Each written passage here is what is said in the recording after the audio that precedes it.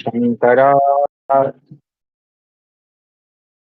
ओम सदाशिवसमारंभाम् श्रीशंकराचार्यमध्यमाम् अस्मदाचार्यपर्यन्ताम् वन्दे गुरुपरम्पराम्।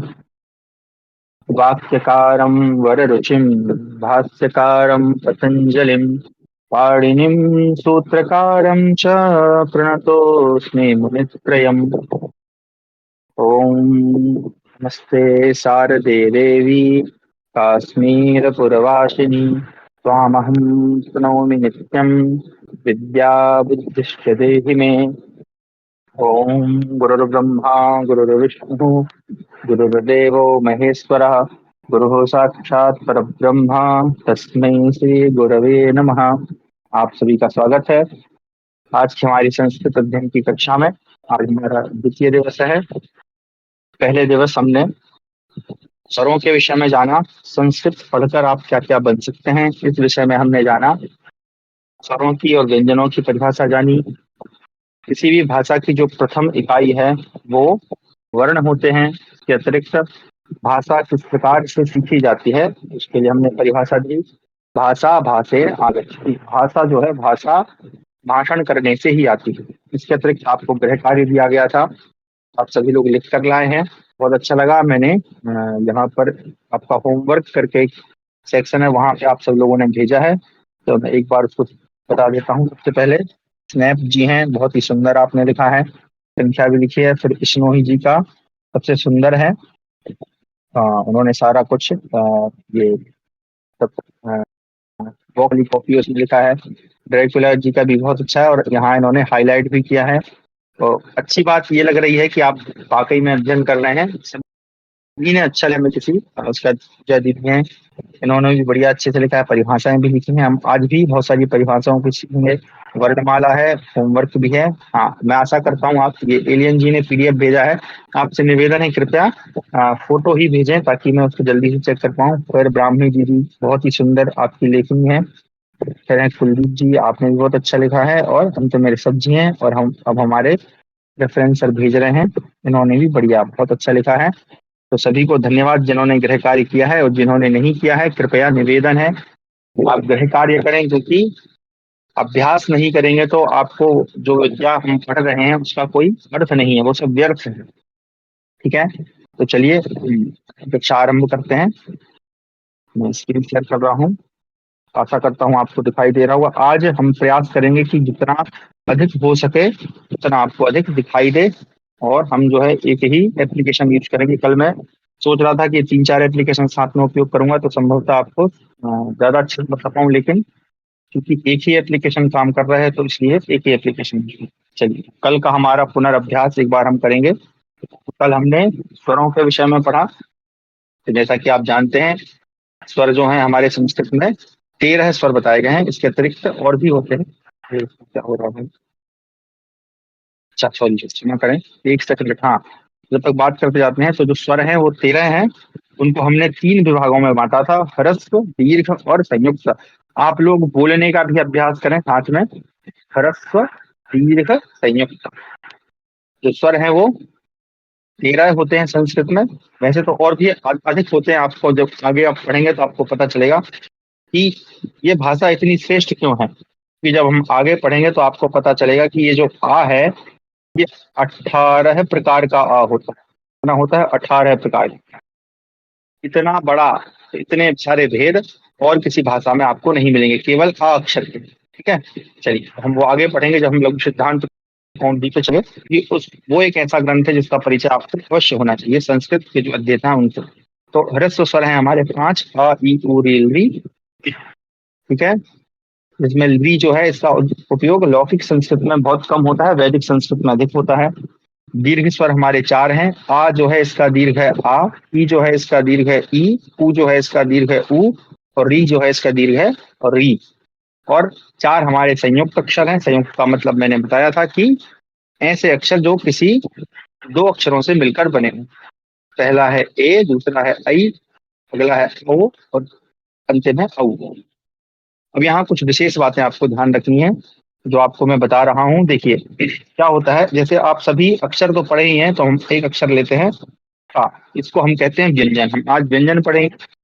तो जो का व्यंजन है, इसमें कई कई बार जो है मात्राएं लगाने में हमको बड़ी समस्या होती है। ठीक है, तो जैसे आप देख रहे हैं, अगर मैं सबसे ज्यादा समस्या होती है ए की मात्रा और ऐ की मात्रा। ठीक है, इसको थोड़ा समझ लीजिए। तो जो ए है, अगर आप यहाँ देख पा रहे हैं, तो यहाँ जो ए है इसमें कोई भी मात्रा नहीं है।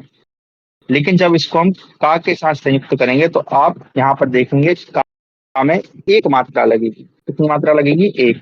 उसी तरह से जो आई है, जब इसको हम का के साथ संयुक्त करेंगे, तो यहाँ पर कितनी मात्राएं लगेंगी? दो मात्राएं। हालांकि जो आई है, इसमें केवल यहाँ पर एक ही मात्रा है। कई लोग क्या गलती करते हैं, वो ए लिखते हैं इस प्रकार से और आई लिखते हैं इस प्रकार, जो कि अशुद्ध लेखन है। संस्कृत संस्कृत भाषा किसे कहते हैं? या भाषा या संस्कारम ददाति या संस्कृतम करोति, तो संस्कार देती है, भाषा को संस्कृत करे, यानी जो शुद्धता प्रदान करे। तो हमें अशुद्ध नहीं कर लेखन करना है, ना बोलना है। और ये एकमात्र ऐसी भाषा है जिसको जिस प्रकार से लिखा जाता है उसी प्रकार से पढ़ा भी जाता है।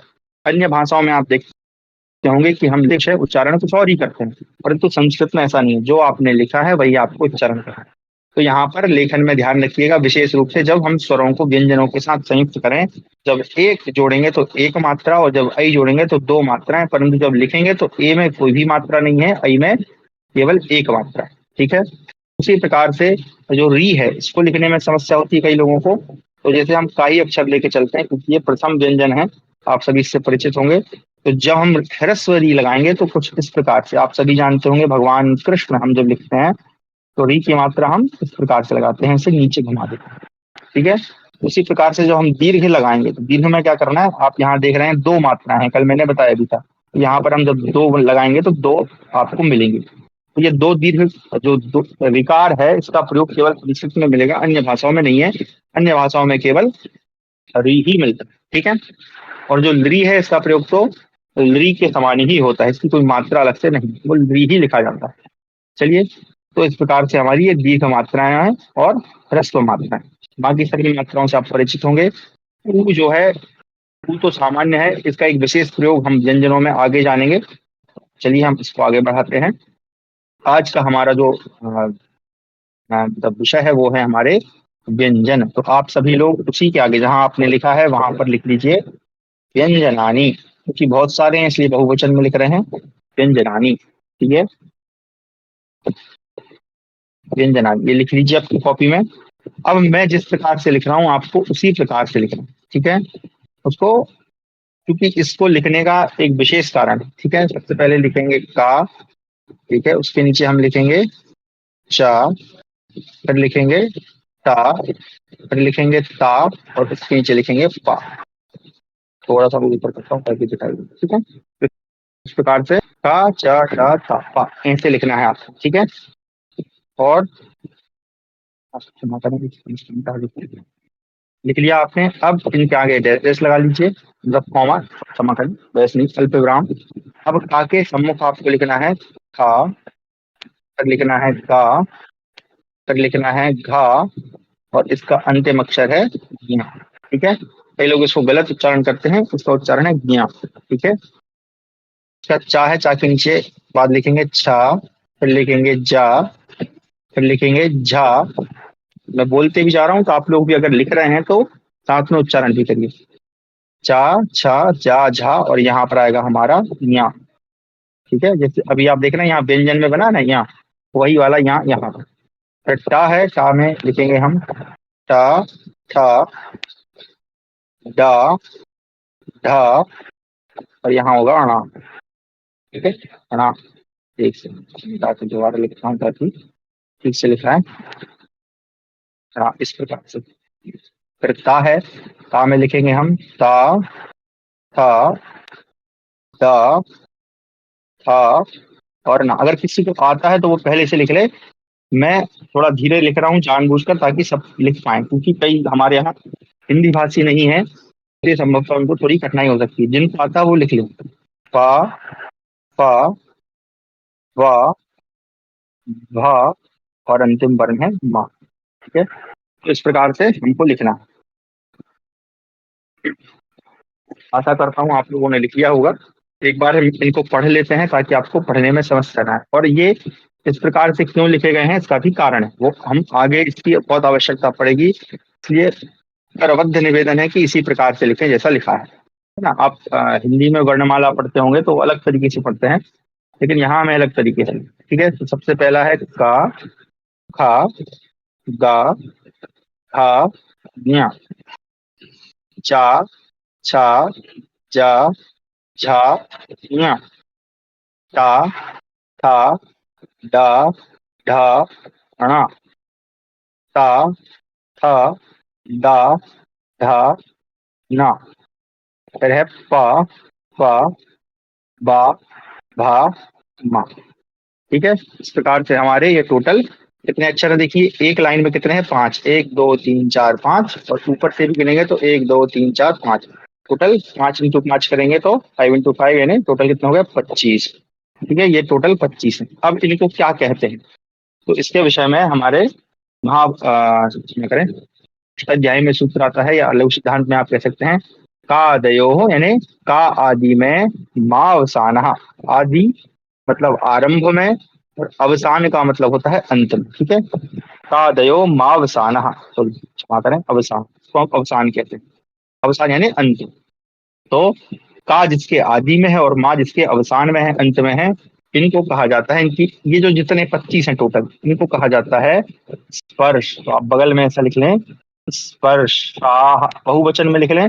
अभी एक वचन बहुवचन हम आने वाली कक्षाओं में सीखेंगे। अभी अभी आप ऐसा समझें कि आप श्रद्धा विश्वास पूर्वक जो मैं कह रहा हूं उसको मान लें, क्योंकि स्पष्टीकरण बाद में आपको मिलते जाएगा, आपके प्रश्नों का समाधान स्वयं ही हो जाएगा।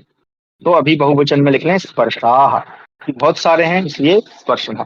एक वचन में लिखेंगे तो कहेंगे स्पर्श। ठीक है, स्पर्शः, संस्कृत में स्पर्श। ठीक है, तो इस प्रकार से ये हमारे टोटल कितने 25 क्या है, स्पर्श है।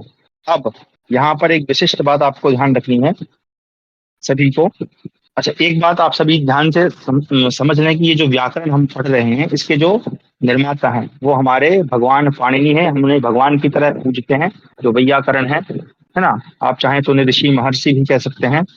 हालांकि उनके पूर्व भी कई सारी व्याकरण थी, परंतु उन्होंने जो उत्तम कार्य किया है वो उसकी कोई तुलना नहीं है। मतलब आप कल्पना नहीं कर सकते कि उन्होंने क्या बना दिया है। आप यूं समझें कि एक फैक्ट्री है, ठीक है, मैं उदाहरण देकर समझाने का प्रयास करता हूँ कि एक फैक्ट्री है, उसमें क्या है कि आपको एक कोई प्रोडक्ट बनाना, मान लीजिए हमको चिप्स बनाने हैं। ठीक है, अब चिप्स में क्या हुआ कि आलू है, ठीक है, उसके बाद उसमें कुछ मसाला ऐड करना है, कुछ फ्लेवर ऐड करना है, फिर पैकेट में पैक होगा और सीधा निकल के बाहर आ जाएगा। तो इन्होंने भी एक शब्दों की फैक्ट्री बना दी है हमारे लिए। ठीक है, अब फैक्ट्री में हम क्या करते हैं, वो शब्द को डालते हैं, उसमें जो भी हमको ऐड करना है, चाहे शब्द के आगे कुछ जोड़ना हो, शब्द के कुछ पीछे जोड़ना हो, शब्द के दाएं कुछ लगाना हो, बाएं कुछ लगाना हो, ऐसा जोड़ के हम एक दो नहीं लाखों करोड़ों शब्द बना सकते हैं। ये हम स्वयं बना सकते हैं, इसलिए हमें वो प्रक्रिया सीखनी है, शब्द कैसे बनते हैं। ठीक है, तो इस प्रकार से उन्होंने इतना महान ग्रंथ लिखा। उस ग्रंथ का नाम अगर आपको नहीं पता है, आप सभी लोग ये अलग से नोट्स बना के लिख लें। उनके ग्रंथ का नाम है अष्टाध्यायी। ये महर्षि पाणिनि जी का महान ग्रंथ है। ठीक है, अष्टाध्यायी। अष्टाध्यायी क्यों, क्योंकि उसमें 8 अध्याय हैं और लगभग एक बार कंफर्म नहीं है मुझे, 2000 या 3000 के समथिंग उसमें सूत्र हैं। उन्होंने अपनी सारी बात सूत्रों में की है, और उनकी विशिष्टता यह है कि एक बार अगर कुछ कह देते हैं तो उसको वो रिपीट नहीं करते हैं, वो ऑटोमेटिक अनुवृत्ति में आ जाता है। ठीक है, तो अष्टाध्यायी उनका महान ग्रंथ है, महर्षि पाणिनि जी का। उनके हम कृतज्ञ हैं कि उन्होंने इतना महान ग्रंथ लिखा। अच्छा, इसी अष्टाध्यायी में एक और है ना, ये तो अष्टाध्यायी किसका हो गया, पाणिनि जी का। ठीक है, एक और मुनि का नाम आता है, मैं इसको थोड़ा सा नीचे करता हूँ फिर बाद में इसी पर आऊंगा। उनका नाम है महर्षि कात्यायन। ठीक है, कात्यायन। अब ये इनका क्या काम है, तो इन्होंने जो है इसी अष्टाध्यायी में कहीं कहीं पर वार्तिक सूत्र दिए हैं। सूत्र का मतलब होता है अपनी बड़ी बात को लघु रूप में कह देना। आप गणित पढ़ते होंगे तो गणित में, मुझे गणित तो उतना नहीं आता है क्योंकि मैं आरंभ काल से ही संस्कृत पढ़ा हूं, तो जितना मैं याद है वो हम कहते हैं ना ए प्लस क्या होता है, A square plus B square equal to, ऐसा कुछ होता था भगवान जान जी।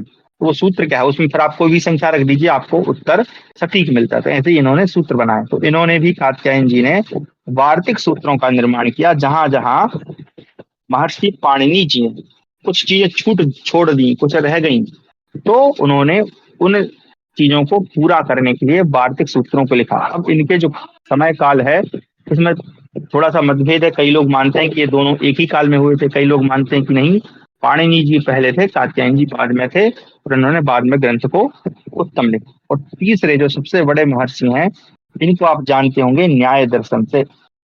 ठीक है, तो न्याय दर्शन में किसका नाम आता है हमारे यहाँ? महर्षि पतंजलि। महर्षि पतंजलि ये न्याय दर्शन के सूत्रकार हैं, न्याय दर्शन के रचयिता हैं, और साथ में इन्होंने एक महान ग्रंथ लिखा, का नाम है महाभाष्य। एक सेकंड ये, इनके ग्रंथ का नाम है महाभाष्य। तो महाभाष्य क्या है? तो महाभाष्य ये जो अष्टाध्यायी है, इसी अष्टाध्यायी पर इनका भाष्य है। देखिए, अनुवाद और भाष्य में थोड़ा सा अंतर होता है। अनुवाद क्या होता है कि जो लिखा है उसी को हमने दूसरी भाषा में ट्रांसलेट कर दिया, अनुवादित कर दिया। परंतु भाष्य क्या होता है कि जो लिखा है उसको मैंने किस तरह से समझा है, या मैं दूसरों लोगों को और कितनी सरलता से समझा सकता हूँ, कि व्याख्या करना, यही भाष्य है। तो उन्होंने अष्टाध्यायी पर भाष्य नहीं, महाभाष्य लिखा है। तो ये महर्षि पतंजलि के हम बहुत ज्यादा तज्ञ हैं, क्योंकि महर्षि पाणिनि ने तो सूत्रों में लिख के चले गए। बाद के, जैसा कि आप जानते हैं कि समय के साथ लोगों की जो बुद्धि है, जन समूह की बुद्धि धीरे धीरे ह्रास होने लगती, कम होने लगती।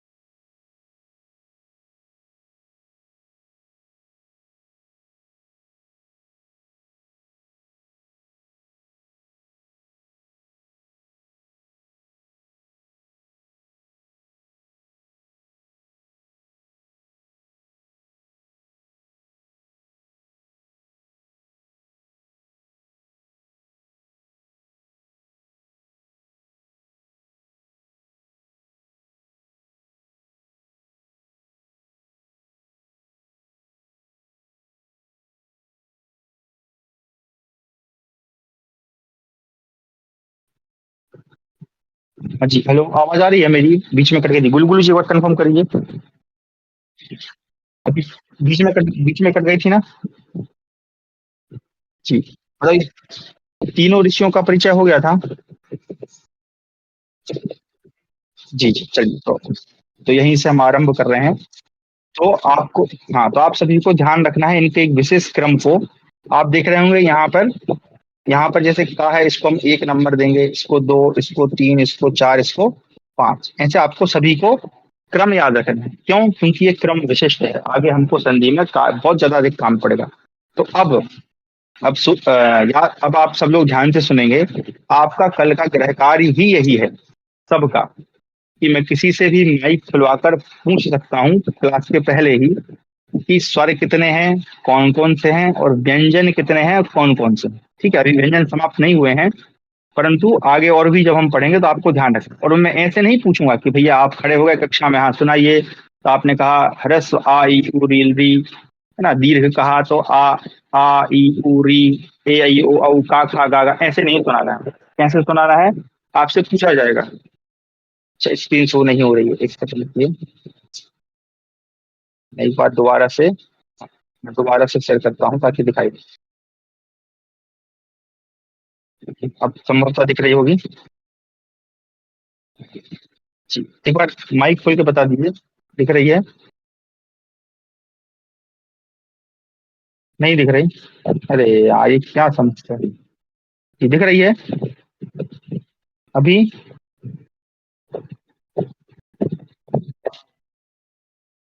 च- हाँ, थोड़ा सा लेट चलता है ये। ठीक, चलिए, कोई बात नहीं, अभी घूम रहे हैं भाई साहब।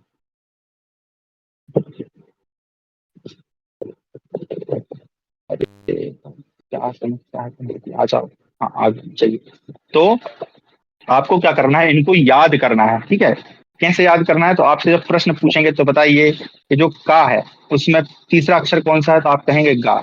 उसी तरह से चा में दूसरा अक्षर कौन सा है, तो टा में चौथा अक्षर कौन सा है, तो ढा। आपको ऐसे याद रखें। अच्छा एक चीज और देखिए, हिंदी भाषा में क्या होता है, अगर आप वहां देखें तो वहां ढा और डा जो होता है, इनमें एक नीचे बिंदी लगी है।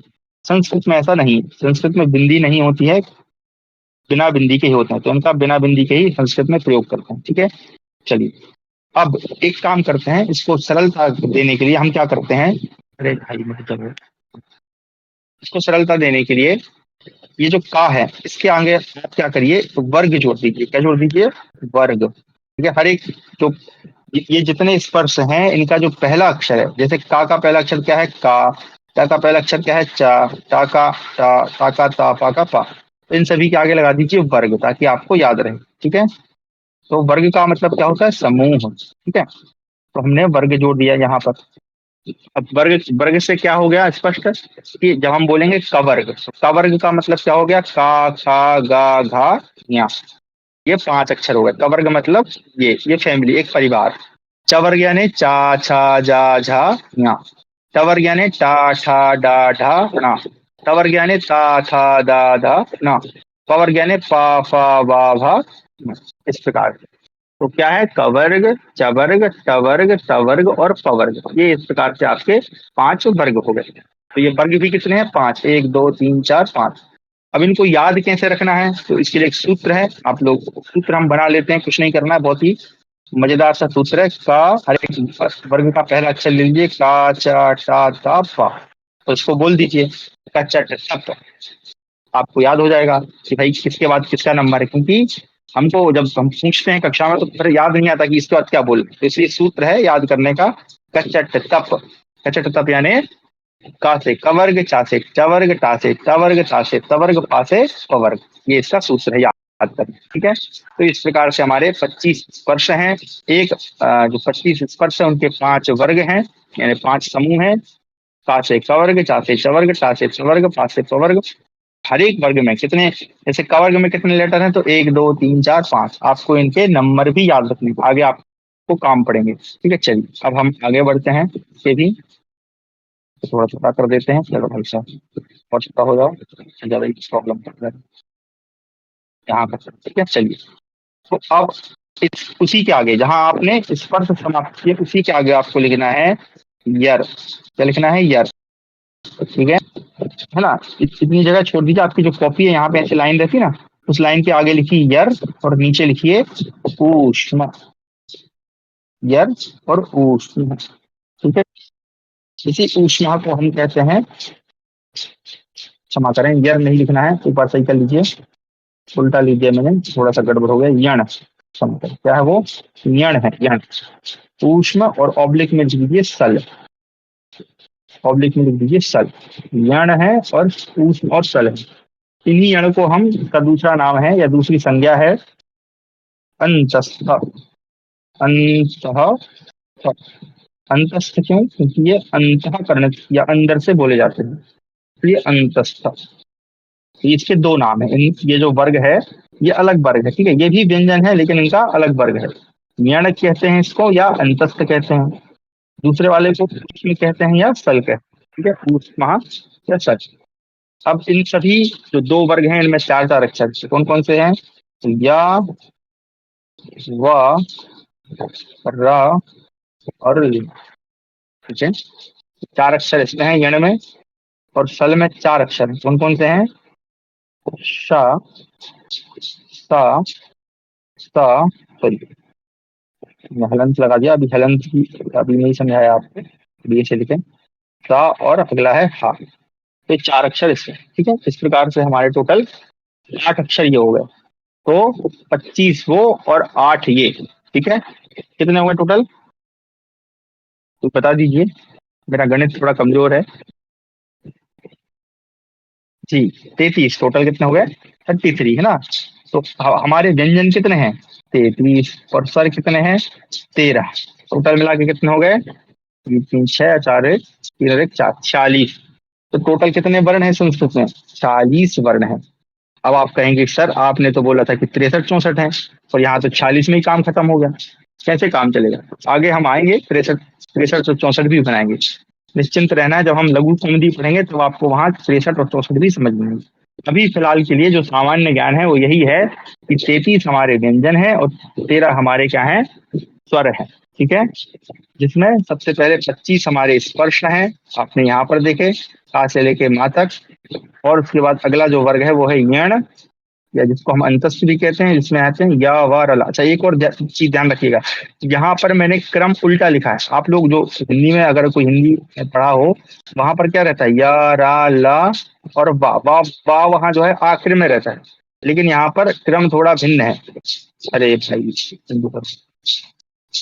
छोटा सा चाहता है, तो यहाँ पर क्रम जो है भिन्न है। क्या है, पहले या है, फिर बा है, फिर रा है, फिर ला है।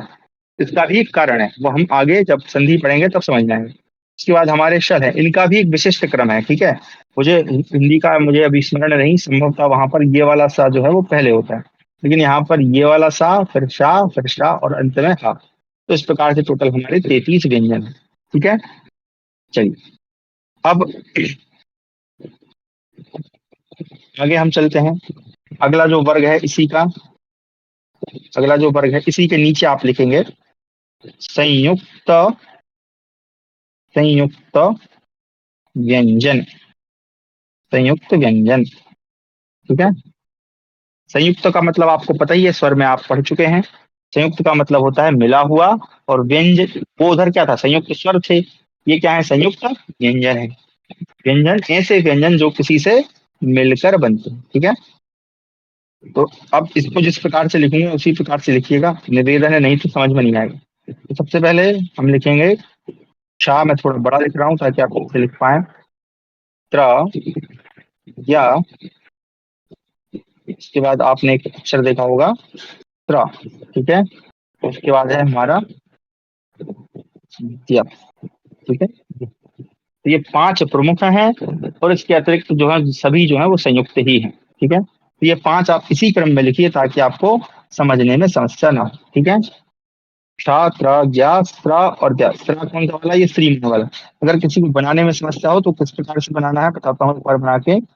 आप इस प्रकार से सिलेंडर खींचिए, ऊपर ले जाइए, इस प्रकार से घुमा के नीचे, ये हो गया स्त्र। ज्ञा बनाने में समस्या हो तो ये भी बना के दिखा देता हूँ एक बार। या किस प्रकार बनता है, सीधा डंडा, और जैसे हम घा बनाते हैं वैसे, और सीधा डंडा, इस प्रकार से दिया बनता है। तो ये हमारे कुल जो है 5 हैं, और भी होते हैं, इनकी संख्या तो लाखों करोड़ों में है। ठीक है, आगे अभी समझेंगे, क्योंकि हम बेसिक पढ़ रहे हैं इसलिए मैं बेसिक से ही बता रहा हूँ। और अभी मैंने बोला कि आपको जो बताया जा रहा है श्रद्धा भक्ति पूर्वक मान लेना है, कि आपको इसका जो रहस्य उद्घाटन है वो बाद में होगा। आप यूं समझें कि आपको ऐसी फिल्म देख रहे हैं जो कि भयंकर थ्रिल वाली फिल्म, तो थ्रिल जो है बाद में खुलेगा, तो आपको फिर वहां आनंद आएगा। तो चलिए, सबसे पहले जो क्षा है, अब चूंकि ये संयुक्त है तो इसमें 2 अक्षर हैं। कौन कौन से हैं, एक तो का है और प्लस सा है। ठीक है, उसी प्रकार इसके सामने चाहे तो बराबर लगा दीजिए, मतलब ये 2 अक्षर जब मिलेंगे तभी कौन सा अक्षर बनेगा, ये क्षा बनेगा। त्रा जो है कैसे बनता है, अच्छा क्रम का भी ध्यान रखना है, का पहले ही होगा और सा बाद में होगा। अगर आप ऐसे लिख देंगे कि सा पहले और का बाद में, तो ये क्या हो जाएगा, गलत हो जाएगा। इस प्रकार से नहीं लिखना है, का को हमें आगे रखना है और सा को पीछे रखना है। ठीक है, चलिए आगे। त्रा जो है इसमें ता पहले है और रा बाद में। इसी तरह से ज्ञा जो है इसमें जा पहले है और या, कौन सा वाला यहाँ है, ये च वर्ग का 5वां अक्षर है। ठीक है, फिर जो स्रा है ये बनता है सा और प्लस क्षमा करें, सा और रास। ठीक है, इसी तरह से जो द्या है इसमें भी 2 अक्षर हैं, एक है दा और एक है या। ठीक है, तो इस प्रकार से हमारे ये 5 जो है वो प्रमुख संयुक्त व्यंजन, इनका प्रयोग इसी प्रकार से होता है। इसके अतिरिक्त अब देखिए संयुक्त होता क्या है, संयुक्त का मतलब है मिला हुआ। अगर आप यहाँ देखें मैंने संयुक्त लिखा हुआ है, पहले आप लिख लीजिए, मैं 1 मिनट का टाइम देता हूँ आपको ताकि आप सही सही सब लोग लिख पाए। एक बार इनको दोहरा देता हूँ, जो क्षा है तो हम क्षा बोलते हैं, का और सा इन दोनों से मिलकर बनता है। जो रा है ता और रा से मिलकर बनता है। जो ज्ञा है जा और यहाँ से बनता है। अच्छा देखिए, ये जो ज्ञा है इसको इसके उच्चारण को लेकर बड़ा संघर्ष चलता है। तो आप देखिए, कहीं आप जिस भी क्षेत्र के हों, है ना, हमारे यहाँ भारत के अलग अलग राज्यों से लोग जुड़े हैं। जब आप दक्षिण भारत में जाएंगे तो वहाँ इसका उच्चारण थोड़ा आपको अलग सुनाई देगा। उत्तर भारत में जाएंगे तो अलग, पूर्व में जाएंगे तो अलग, पश्चिम में जाएंगे तो अलग। लेकिन जहां भी आप जाएं है तो भारत ही। तो उच्चारण में थोड़ी बहुत भिन्नता है, तो उसको आपको गलत नहीं मानना है, वो शुद्ध ही है। वो बनेगा इन्हीं दोनों से। कौन कौन से? जा और यहाँ से। ठीक है। अब जो स्रा है ये किससे मिलके बनेगा? सा और रा से। और जो ज्या है वो बनेगा दा और या से। ये इस प्रकार से हमारे 5 संयुक्त हैं। इसके अतिरिक्त अब और संयुक्त क्या होते हैं तो वो समझते हैं। देखो, संयुक्त का मतलब है मिला हुआ। और चूंकि व्यंजन है तो जहाँ ऐसी अवस्था जहां पर दो व्यंजन आपस में मिले हुए हों उनको हम संयुक्त व्यंजन कहेंगे। उदाहरण के लिए जैसे आपको यहाँ दिख रहा है संयुक्त। अब संयुक्त में देखिए, एक तो का लिखा हुआ है, वो आधा बना हुआ है, और उसके साथ का है, तो ये भी क्या है? ये भी संयुक्त व्यंजन ही है। उसी तरह से आप देखें, यहाँ व्यंजन में मैंने लिखा है व और या। ठीक है ना? तो ये भी क्या है? ये दोनों भी क्या है? संयुक्त है। क्यों? क्योंकि ये व्यंजन आधा है और उसके बगल में यहाँ पर या लिखा हुआ है। ठीक है, इसलिए ये भी क्या है? संयुक्त है। उसी तरह से अगर आप हम लिखते हैं युद्ध, तो युद्ध में भी देखिए क्या है? धा जो है वो किसके साथ मिला है? दा के साथ मिला है, इसलिए ये भी क्या है? ये भी संयुक्त व्यंजन ही है। लेकिन चूंकि बाकी व्यंजनों को हम मिलाकर लिखते हैं, आधा बनाकर लिखते हैं, इनको हम पूरा लिखते हैं, इसलिए यहाँ पर इनको अलग अलग हमने बता दिया। इस प्रकार से हमारे 5 जो है ये संयुक्त व्यंजन है। चलिए, अब हम आते हैं इसके अगले पड़ाव पर। आगे बढ़ते हैं। तो थोड़ा, अरे ये खटकता का ही नहीं। चलिए, अच्छा बेटा इधर है। ठीक, चलो। अब अगले में आपको लिखना है। देखिए, वैसे तो ये कैटेगरी ये मेरे द्वारा ही बनाई गई है। ठीक है, ये शास्त्र के अनुसार नहीं है, लेकिन चूंकि समझाना है, हमको पढ़ना है। इसमें सिर्फ 2 ही चीजें हैं जिसको हम लिख रहे हैं, लेकिन इसमें हम 4 चीजें पढ़ेंगे बेसिकली। ठीक है, बेसिकली तो 2 ही हैं, लेकिन हम पढ़ेंगे 4। इनको कहते हैं, अरे गलत लिख दिया, इसको एक बार सही से लिखता हूँ, रुको। गलत लिखा गया है। अयोग वाह बोलते हैं। वो क्या बोलते हैं? अयोग वाह। अयोग वाह का मतलब क्या है? कि इनका जो योग है ना, अयोग योग नहीं है जहां पर। और वाह का मतलब होता बहना। कि इनका योग तो नहीं है, स्वर ना, इनका स्वर के साथ योग है ना व्यंजन के साथ योग है, परंतु ये बहते रहते हैं उनके साथ में, इनका प्रयोग होता रहता है, इसलिए इनको अयोग वाह कहा जाता है। तो जो प्रमुख रूप से अयोग वाह है वो 4 हैं। कौन कौन से हैं? तो जैसा कि आपको कल बताया था मैंने, हिंदी में अम होता है। तो अम हम किस प्रकार से लिखते हैं? इस प्रकार से। ठीक है, ऊपर एक बिंदी होती है, राइट, तो हम अम की बिंदी कहते हैं हिंदी में। लेकिन इसका यहाँ पर दूसरा नाम है, वो हम अभी जानेंगे। ठीक है, एक तो अम होता है और दूसरा होता है आहा। ठीक है, आहा। इस प्रकार से आ के पीछे 2 बिंदी रखते हैं। तो इसको हम यहाँ पर कैसे लिखेंगे? एक डंडा खींच के किसी भी डंडे के पीछे 2 बिंदी रख दीजिए, है ना।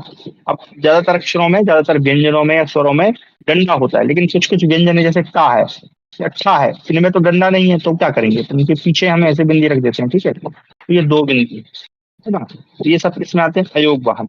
इसी तरह से अभी श्रद्धा भक्तिपूर्वक मान लेना एक मिनट, फिर आगे बताऊंगा इसका क्या उपयोग है। इसका प्रयोग आजकल कम हो गया है। तो ये का है, और इस प्रकार से एक ऐसे नीचे वाला मुंह, एक ऐसे ऊपर वाला मुंह। ठीक है, और उसके बगल में खा, सॉरी, सा खा, ऐसे। ठीक है, और उसके बाद है यहाँ पर फा, फा। ये अभी बता देता हूँ, हालांकि मैं सोचा था लघु कॉमेडी के टाइम बताऊंगा, लेकिन अभी समझ गई। तो ये जो है, ये इस तरह का एक नीचे वाला मुंह, एक ऊपर वाला मुंह, ये है क्या? तो इसको कहते हैं अर्ध विसर्ग। क्या कहते हैं इसको? अर्ध विसर्ग। इसका प्रयोग आजकल बहुत ना के बराबर हो गया है। इसका संस्कृत व्याकरण में भी विकल्प से ही उपयोग होता है ना। इसलिए विकल्प से होता है तो लोगों ने करना ही छोड़ दिया। इसमें होता है, और ये सब केवल इन 4 अक्षरों के साथ होता है, का, खा के साथ, और पा और फा के साथ। और किसी अन्य अक्षर के साथ इनका उपयोग नहीं होता। देखिए, अक्षर और वर्ण एक ही बात है, इसलिए मैं अक्षर उपयोग कर रहा हूँ, या आप वर्ण भी कह सकते हैं। तो इन 4 वर्णों के अतिरिक्त कहीं पर इसका प्रयोग नहीं होता है। तो ये क्या है? ये अर्ध विसर्ग है। अब अर्ध विसर्ग कैसे, कुछ को समझते हैं। देखिए, विसर्ग कैसे बनता है? एक गोल ऐसा और एक गोल ऐसा, राइट, ये 2 विसर्ग हो गए। है ना। एक काम करते हैं, पहले इसके नाम बता देता हूँ। ये जो बिंदी है इसको हम कहते हैं अनुस्वार। क्या कहते हैं इसको? अनुस्वार। आज के बाद से आप इसको बिंदी कहना बंद कर दीजिए। आज से इसका नाम क्या है? अनुस्वार है। ठीक है, इसको हम कहते हैं अनुस्वार। ये जो दो बिंदी हैं इनको हम कहते हैं विसर्ग। क्या कहते हैं? विसर्ग। इनका नाम है विसर्ग। ठीक है।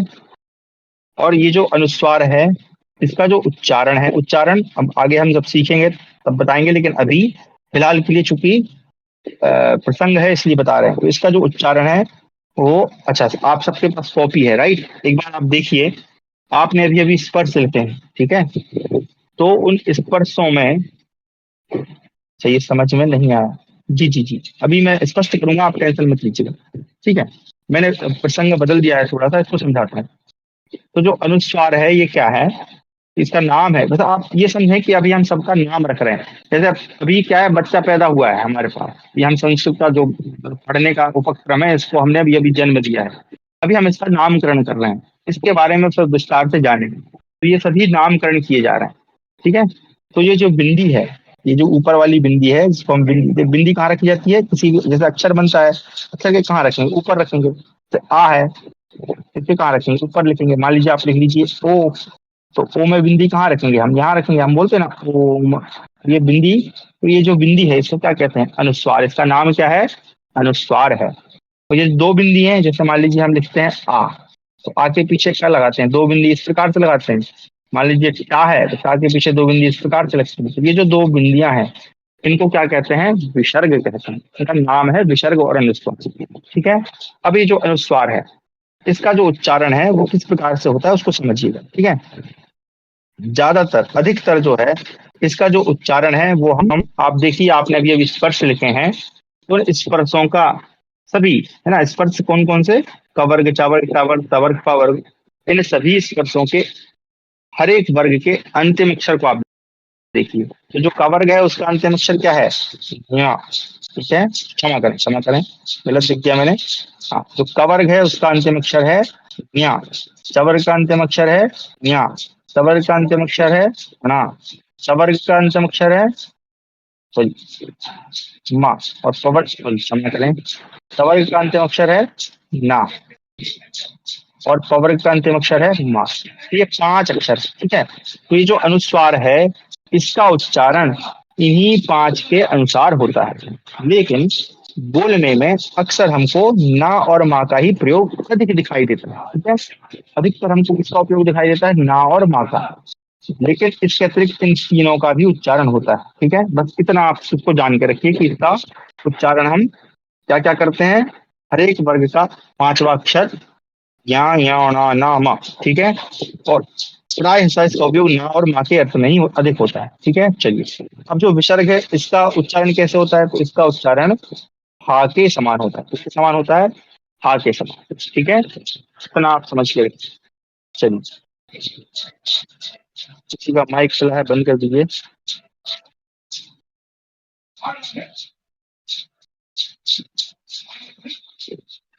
चलिए तो, अरे भाई साहब, हाँ, तो हम लोग जो है पढ़ रहे थे विसर्ग के। ये जो चिन्ह है, इस प्रकार का चिन्ह है, ये जो चिन्ह है इसके विषय में हम पढ़ रहे थे। ये प्रसंग आ गया ऐसे बता दिया। ये जो विसर्ग है इसको अर्ध विसर्ग कहते हैं। क्या कहते हैं? अर्ध विसर्ग। अर्ध विसर्ग क्यों कहते हैं वो जानते हैं। देखिए, तो विसर्ग हम इस प्रकार से बनाते हैं, दो बिंदु, दो ऐसे गोल गोल बिंदी बनाते हैं ना।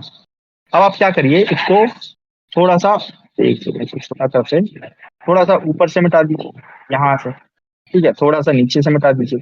तो या ये भी आधा हो गया, ये भी आधा हो गया, तो ये इसी तरह का चिन्ह बन गया ना जो सामने लिखा है। तो इसलिए इसको अर्ध विसर्ग कहा जाता है। इस चिन्ह का नाम अर्ध विसर्ग है। तो ये जो चार हैं ये क्या कहलाते हैं? चारों अयोग वाहक कहलाते हैं। इन सब में आपको ये जो अर्ध विसर्ग है इसको आपको सिर्फ ध्यान रखना है, याद करने की आवश्यकता नहीं है। क्यों? क्योंकि इसका प्रयोग आजकल बिल्कुल बंद ही हो गया। इनमें लेकिन आपको जो ध्यान रखना है वो है अनुस्वार और विसर्ग। इसका प्रयोग हम केवल, क्योंकि हमारा उद्देश्य केवल ये नहीं है कि हम टाइम पास करें बल्कि अध्ययन करें, इसलिए मैंने इसके विषय में बताया आपको। ठीक है, लेकिन चूंकि प्रयोग नहीं होता है, आगे भी इसका प्रयोग हम नहीं करेंगे, बहुत एक आध बार ही कभी करें, बाकी इसका प्रयोग नहीं होता। इस प्रकार से हमारा अर्ध विसर्ग है। तो ये चार हमारे अयोग बार है। इसके अतिरिक्त, अरे इसको थोड़ा और आगे बढ़ाते हैं। इसके अतिरिक्त और एक और, अच्छा ये जो सभी हैं ये क्या है, चिन्ह है। इन सभी का उपयोग किस प्रकार से होता है, चिन्ह के रूप में होता है, ठीक है। समझ लीजिए। चलो फिर अगला, अगला एक और चिन्ह है, इसको भी आप समझना है सबको। तो हम कहते हैं हलंत।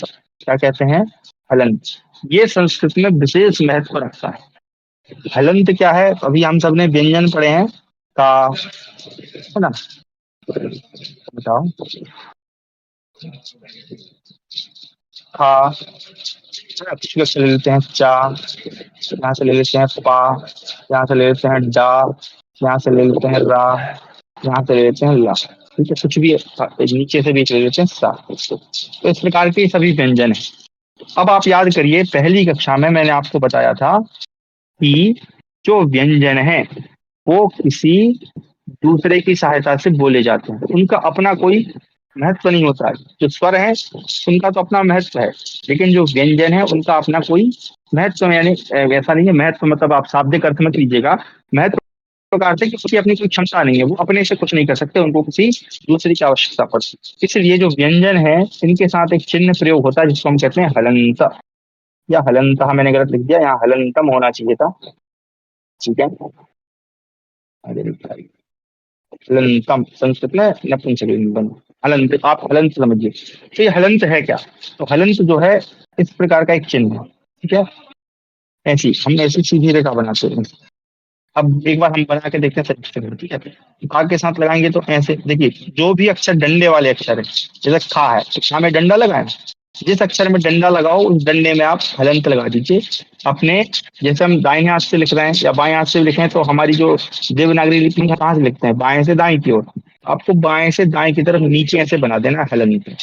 ठीक है, इस प्रकार से डंडे वाले अक्षर में। अच्छा, जो बिना डंडे वाले अक्षर है, जैसे था है, इसमें डंडा तो है ही नहीं, क्या करेंगे, नीचे लगा देंगे। उसी तरह से जो रा है, इसमें भी डंडा नहीं है तो कहाँ लगाएंगे, इस प्रकार से।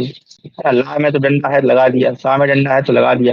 उसी तरह से ता है, ता में किस प्रकार लगेगा, इस प्रकार लगेगा। ठीक है, अब आप एक काम करिए सभी लोग, मैं यहाँ पे 4-5 अक्षर लिखता हूँ, आप लोग अपनी कॉपी में बगल में छोटा सा जहाँ पे आप बना रहे हैं वहां पर हलंत लगाने का प्रयास करिए, आप लोग ठीक से लगा पाते हैं। ठीक है, मैं लिखता हूँ अक्षर, आप लोग लगाइए। गा, इसमें लगाइए हलंत, फिर लगाइए घा में, ठीक है, फिर लगाइए यहाँ में। अरे मैंने लगा ही दिया चलिए, अरे यार ये बड़ा है। अच्छा अच्छा, छोटा था। चलिए, हाँ मैं दूसरा अक्षर देता हूँ ताकि आप लोग चीटिंग ना करें। तो गा खा, सॉरी गा घा। अब आप लगाइए ढा। ठीक है, पीछे से ले लेते हैं हम लोग वाह, और यहाँ से ले लेते हैं हम लोग भा। ठीक है, तो ये चार जितने अक्षर हैं, 1 2 3 4 5, इनमें सभी में हलंत लगा के देखिए आप लोग कितने लोग सही लगा रहे हैं। 1 मिनट का समय है आपके पास, आप लोग लगाइए जब तक मैं अक्षर बताता हूँ। हलंत लगाना ये बहुत महत्वपूर्ण है। हलंत सही नहीं लगाते हैं कई लोग। कई लोग क्या करते हैं, जैसे का लिख रहे हैं तो हलंत लिया पकड़ के इस तरफ लगा दिया।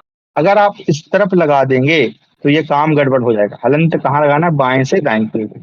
ठीक है, चलिए, तो आशा करता हूँ आप लोगों ने लगा लिए होंगे। एक बार हम, अब आप लोग अब स्वयं शिक्षक हैं, आप अपनी अपनी कॉपी चेक करिएगा कितनों ने सही लगाया। ठीक है, बाद में मैं स्कोर पूछूंगा कितनों का सही था। टोटल 5 प्रश्न थे।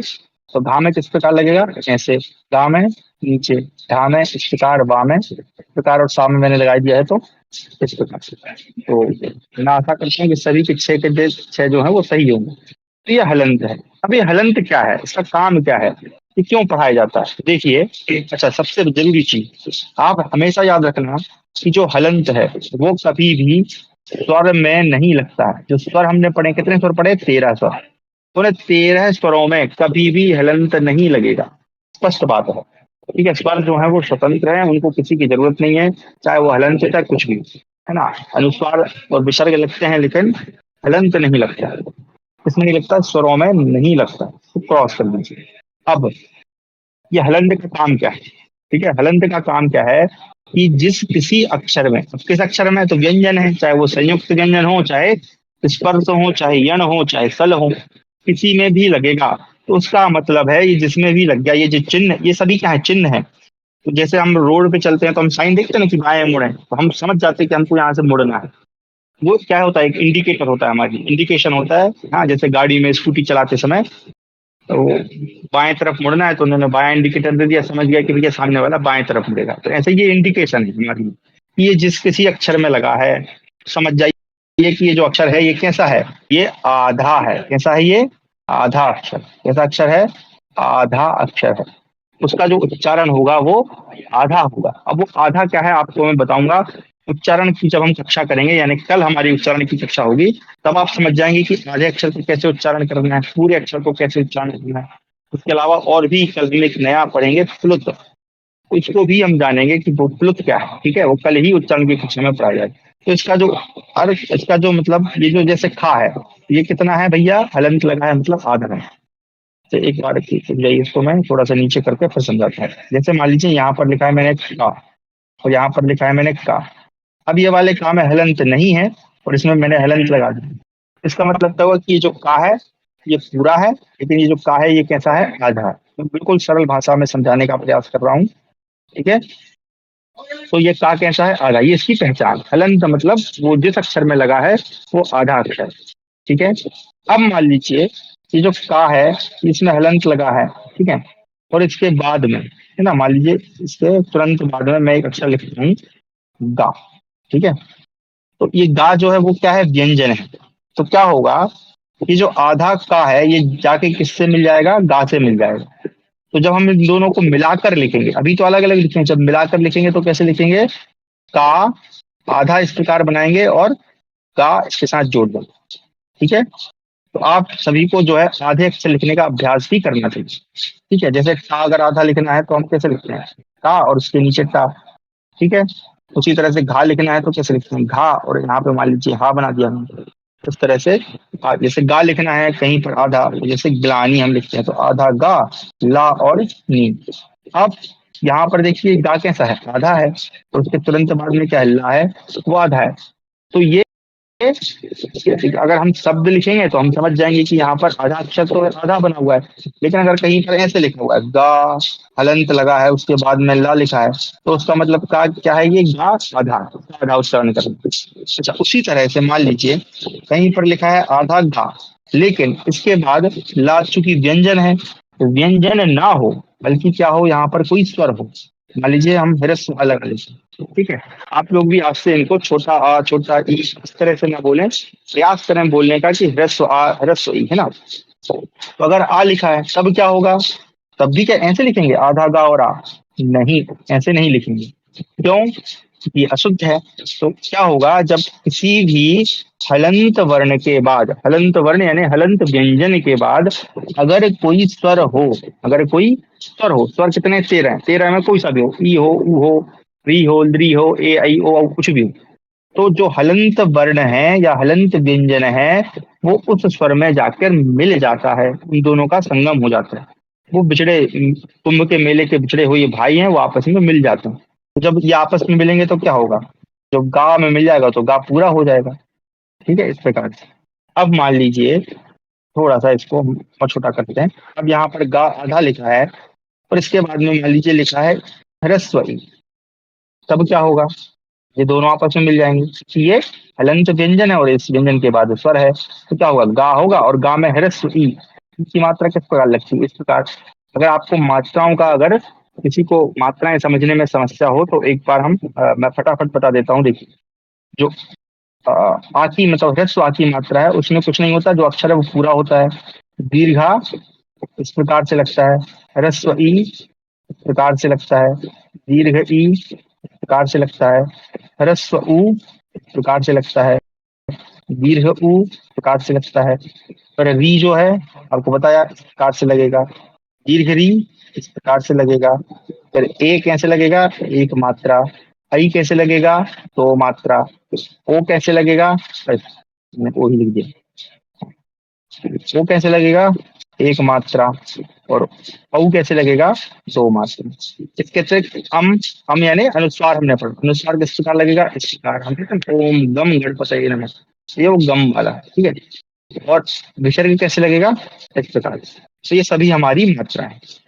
ठीक है, ह्रस्व आ में सीधा सीधा पूरा लिख देते हैं। बाकी दीर्घ आ, ह्रस्व ई, दीर्घ ई, ह्रस्व ऊ, दीर्घ ऊ, ह्रस्व री, दीर्घ री, ए आई ओ औ, अनुस्वार और विसर्ग। इस प्रकार से हमारी ये सभी मात्रा है। हलंत कैसे बताएंगे? तो हलंत अभी बताया, गा है, गा में, अरे क्या हो गया, गा है, गा में हलंत इस प्रकार लग जाएगा, तो ये कैसा है, आधा हो जाएगा। तो इस प्रकार से हमारा ये हलंत चाहिए। ठीक है। अब चलिए, मैं आशा करता हूँ कि आप इसको अच्छे से समझ गए होंगे, जान गए होंगे। ठीक है। तो एक बार हम इसका पुनराभ्यास करते हैं। आपने क्या क्या पढ़ा, आ जाओ यहाँ। ठीक है, स्वर हमने कल पढ़े थे, 13 स्वर होते हैं, सभी के नाम है, इन सबको आपको याद करना है, कल मैं पूछूंगा। उसके बाद हमारे व्यंजन है, लिखना तो है ही, लिख तो आपने लिया ही है। अब वो लिखने की कॉपी मेरा जब मन होगा मैं चेक कर लूंगा। आप लोग लिखते जाइए, आप सभी अच्छा लिख रहे हैं, जो नहीं लिख रहे हैं कृपया लिखें। हमने व्यंजन पढ़े। सबसे पहला व्यंजनों का जो वर्ग है उसको हम कहते हैं स्पर्श। ये टोटल कितने होते हैं, 25। इन सभी को हमने 5 वर्गों में बांटा, सवर्ग, चवर्ग, टवर्ग, तवर्ग, पवर्ग। ठीक है।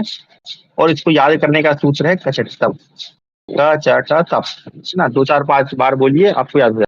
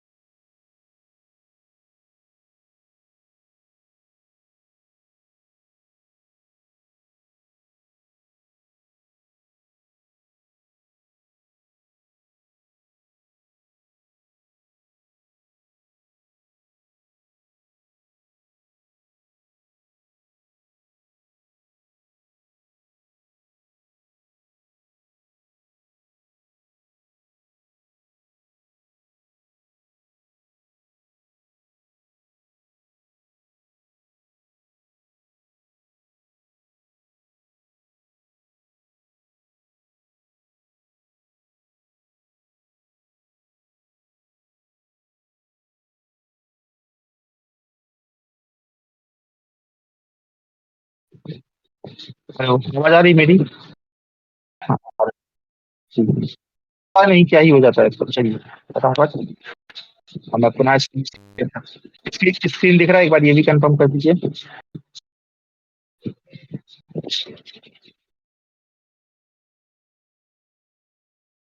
जी दिख रहा है।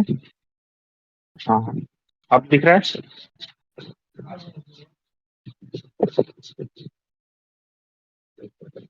हेलो,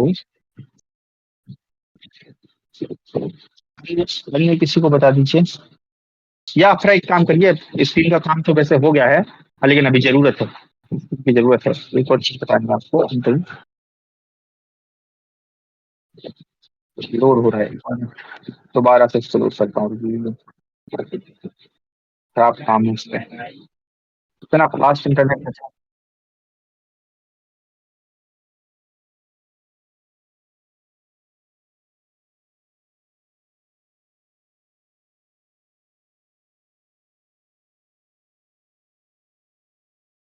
चाहिए मेरे को।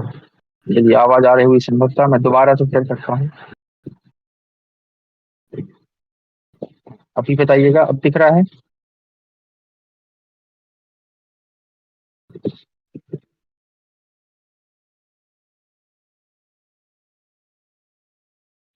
जी, थोड़ा टाइम ले रहा है।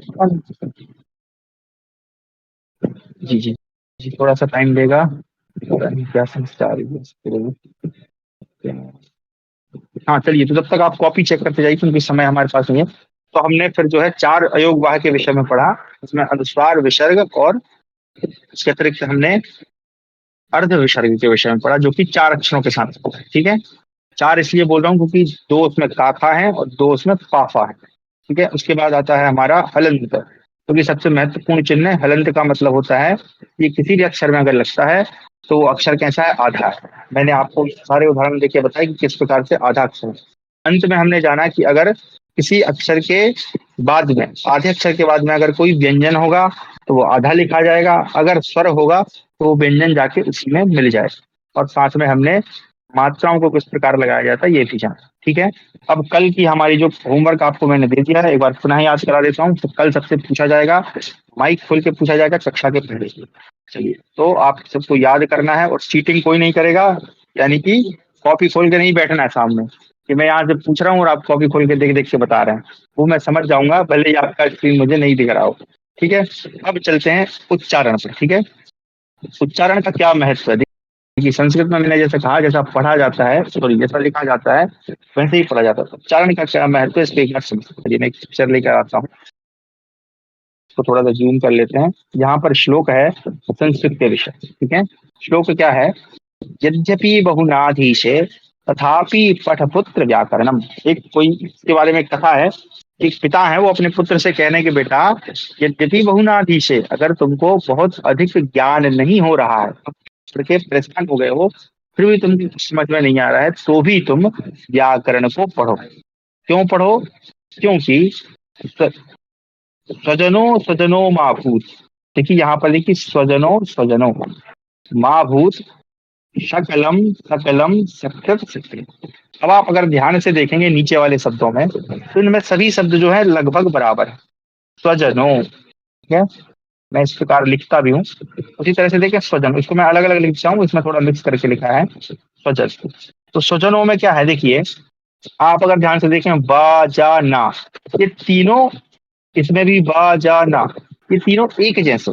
अंतर केवल कितना है, ये जो आधा सा आपको दिख रहा है ना, अलंत आधा सा, ये बस फर्क है। उसी तरह से सकलम, ठीक है, सकलम। इसी तरह से यहाँ पर भी सकलम, यहाँ पर हालांकि अनुस्वार लगा है, ये देखो, ये सकलम में बिंदी लगी है, मतलब अनुस्वार है। ये अनुस्वार का उच्चारण भी हम क्या करेंगे, माँ करेंगे। मैंने बताया कि ऐसा हम चरण ना और माँ ही अधिक करते हैं, हालांकि पांचों अक्षर जैसा होता है। तो यहाँ पर भी देखिए सारा सब सेम टू सेम, ये भी वही है, ये भी वही है, और अंतर कितना है इन दो साथ। ठीक है। अंतिम जो वर्ण है वो है सकृत सकृति, तो आपको यही दिख रहा है, यहाँ भी कृत है, यहाँ भी कृत है, अंतर केवल कितना है, ये अलग है और ये अलग। अब उच्चारण का क्या महत्व है, तो ये है कि अगर आप स्वजन बोलते हैं, तो स्वजन तो मतलब होता है अपने जन, अपने लोग, जो हमारा अपना है उसको हम स्वजन कहते हैं। लेकिन अगर आप स्वजन बोल देते हैं तो इसका मतलब हो जाता है कुत्ता, ना, डॉग जिसको हम कहते हैं। स्वजन का मतलब हो जाएगा कुत्ता। सोचिए, केवल सा के फर्क से, केवल आधा सा, आधा सा है वो, केवल उतने से फर्क से आपका जो है अर्थ परिवर्तित हो गया। ठीक है। उसी तरह से सकलम सकलम, तो शकलम का मतलब क्या होता है, संपूर्ण, सकल, सब कुछ। और शकल का मतलब, शकलम का मतलब क्या होता है, टुकड़ा, नहीं, छोटा सा टुकड़ा कोई। ठीक है। जैसे शकल हम कहते हैं सकल पर्वत, ये पूरा पर्वत, लेकिन अगर सकलम कह देते हैं तो पर्वत का एक छोटा सा टुकड़ा, एक पत्थर। तो देखिए, जहाँ संपूर्णता है, केवल एक अक्षर बदलने से वो क्या हो गया, टुकड़े टुकड़े हो गए। और एक अंतिम वाला तो और भी श्रेष्ठ है कि सकृत सकृत। अगर सकृत बोल रहे हैं, सकृत का मतलब है बहुत अच्छा, सुंदर, है ना, अच्छा लगने वाला, या इसको हम और भी इसके कई सारे अर्थ होते हैं। लेकिन जब आप सकृत कह देते हैं तो इसका मतलब हो जाता है मल, विष्ठा, या कूड़ा करकट। तो देखिए कितना अंतर आ गया, जहां पर ये बहुत ही सुंदर अर्थ में है, यानी अच्छा है, सुंदर है, सम्यक है, और वहीं इसका दूसरा केवल सा का फर्क होने से वो क्या हो गया, मल बन गया, गंदगी बन गया। तो इसलिए संस्कृत व्याकरण पढ़नी चाहिए, ताकि कभी भी गलती से संस्कृत का सकृत ना हो जाए। ठीक है। तो अब उच्चारण की क्या महत्ता है वो हम कल पढ़ेंगे। कल आपको एक कथा भी मैं सुनाऊंगा कि क्या उच्चारण के दोष से क्या क्या हो सकता है। ठीक है। तो इस प्रकार से हमारी आज की कक्षा थी। अब आपके जो भी प्रश्न या विचार हैं, आप चाहें तो माइक खोलकर बोल सकते हैं, चाहें तो लिख कर बता सकते हैं। तो इसको हम समापन करते हैं। आज इंटरनेट भी बड़ी समस्या उत्पन्न कर रहा है, पता नहीं क्यों। अभी मैं जाता हूँ विद्यार्थी सेट में। कहा सवर्ण दीर्घा, ये लिख रहे हैं, बहुत बढ़िया। कहा सवर्ण दीर्घा आगे आएगा। कल हम उच्चारण पे पढ़ेंगे, फिर हम लघु सिद्धांत फॉर्म भी पढ़ेंगे साथ में, और फिर सारे सूत्रों को समझेंगे। यहाँ से नमस्ते नमस्ते हो गया था। There is issue with previous recording. चलिए, तो फिर मैं कहाँ से होमवर्क लाऊं? आपको लाना पड़ेगा मृत्यु देवता जी, जान के चिल्ला है, मैंने आवाज सही से नहीं आ रही। अच्छा जी। आवाज गई। अब आवाज की प्रॉब्लम हो रही है, पता नहीं क्या है प्रॉब्लम, लेकिन मैं अच्छा इंटरनेट यूज कर रहा हूँ फिर भी ये समझ नहीं आया। नहीं, वो आपने जो कार खा के लिए कहा था, हाँ दीदी आई थिंक मैंने बाद में अच्छे से बता दिया था, आप समझ गई होंगी। कहा सवर्ण दीर्घ, हाँ ये सूत्र है दीर्घ संधि का, आगे हम पढ़ेंगे। नो साउंड जी। अब आपका कोई अगर विचार या प्रश्न है, कोई भी माइक खोलना चाहे एक बार आप बता दीजिए। अच्छा, बिल्लू जी का होमवर्क आ गया है, बहुत बहुत धन्यवाद। आप अपना अपना नाम उच्चारण करिएगा पहले, आप जो भी बोल रहे हैं। अंश जी का भी आ गया, बहुत बढ़िया। विलियम जी ने भी भेजा है, वाह।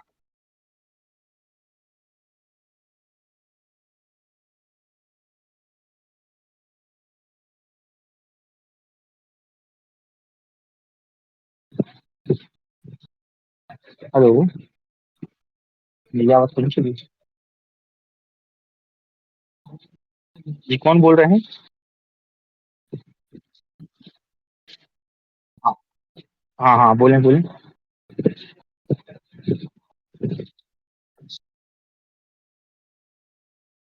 हाँ।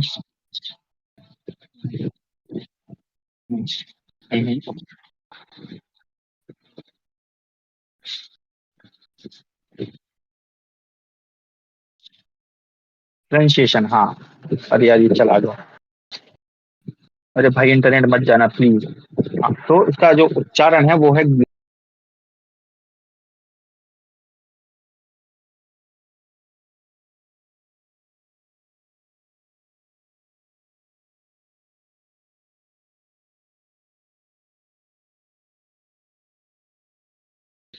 खिलवाने का प्रयास करेंगे, तो कल उच्चारण ही होगा कक्षा में। उच्चारण का विशेष रूप से अभ्यास किया जाएगा, सभी से उच्चारण भी करवाया जाएगा। तो जितने भी लोग अगर संभव हो सकेगा तो माइक खोल के बोलेंगे। तो आपको कल बता देंगे, वैसे उसका उच्चारण है ज्ञा। कल मैं बता दूंगा कैसे उसका उच्चारण करते हैं, निश्चिंत रहिए आप। तब मैंने कहा ना कि अभी आप यूं समझें, श्रद्धा भक्ति पूर्वक जो मैं कह रहा हूँ उसको मान लें। ठीक है, क्योंकि इसका उद्घाटन जो है वो बाद में होगा। धन्यवाद गुरु जी, नमस्ते सर महादेव। आज जो लास्ट वाला श्लोक था उसका उच्चारण नहीं हो पा रहा अच्छे से। उच्चारण नहीं कर पा रहे हैं, हाँ ठीक है, बहुत बढ़िया। कर पाएंगे। यही तो कल सीखना है ना हमें। कल, क्योंकि क्यों संस्कृत का अर्थ संस्कृत में बदल गया, यानी अच्छी चीज का अर्थ मल में बदल गया।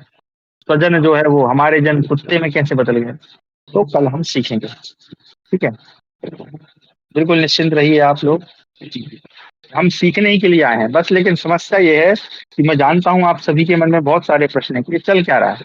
तो आप यूं समझें कि आप एक कोई ऐसी थ्रिल वाली मूवी देख रहे हैं और आपको कुछ नहीं पता कि आगे क्या होने वाला है। लेकिन जब वो रहस्य उद्घाटन होगा तो आपको बहुत आनंद की अनुभूति होगी, ये मैं निश्चित रूप से कह सकता हूँ। अभी मैं सब कुछ एक साथ नहीं बता रहा हूँ। ठीक है जी, सभी का धन्यवाद जुड़ने के लिए। कल हमारा रविवार है, फिर भी हम कक्षा करेंगे, क्योंकि मैं चाहता नहीं हूँ कक्षा का विक्रम छूटे। और आप लोग भी प्रयास करिएगा, सभी लोग, कि हर दिन प्रतिदिन कक्षा में जुड़े। हमारे जो मॉडरेटर हैं वो व्यवस्था भी कर रहे हैं यूट्यूब से, और रिकॉर्डिंग करके, स्क्रीन रिकॉर्डिंग करके यूट्यूब में डालने का। कोई भी कक्षा अगर आप मान लो बहुत ऐसी जगह फंस गए हैं जहाँ पे नहीं कर पा रहे हैं कक्षा, तो उसी दिन आप यूट्यूब पर उस कक्षा को देख लें, चाहे आप फास्ट फॉरवर्ड करके देख लें, लेकिन देख जरूर लें। क्योंकि संस्कृत की सबसे बड़ी समस्या ये है कि अगर आप बीच में कुछ स्किप करेंगे तो आपको बाद में कुछ भी समझ में नहीं आए। क्यों? क्योंकि ये चाहे हमने अक्षर पढ़े हों, ये सारे अक्षर जो हैं बाद में जब आप बड़ी कक्षाएं, क्योंकि हमारा स्तर धीरे धीरे बढ़ेगा, है ना, आपको याद करने को भी ज्यादा ज्यादा चीजें मिलेंगी, तो वहां फिर आपको कुछ भी समझ में नहीं आएगा। ये प्रॉब्लम है। ठीक है, इसलिए आपको कोई भी कक्षा स्किप नहीं करनी। चलिए, शांति मंच के साथ कक्षा समापन करेंगे। गुलू गुलू जी या कोई भी एक माइक खोल लें, अब सभी आप सभी लोग बोलेंगे, ठीक है? खोल पाएंगे माइक अभी? ठीक है। सर्वे भवन्तु सुखिनः। बोलिए। सर्वे भवन्तु सुखिनः।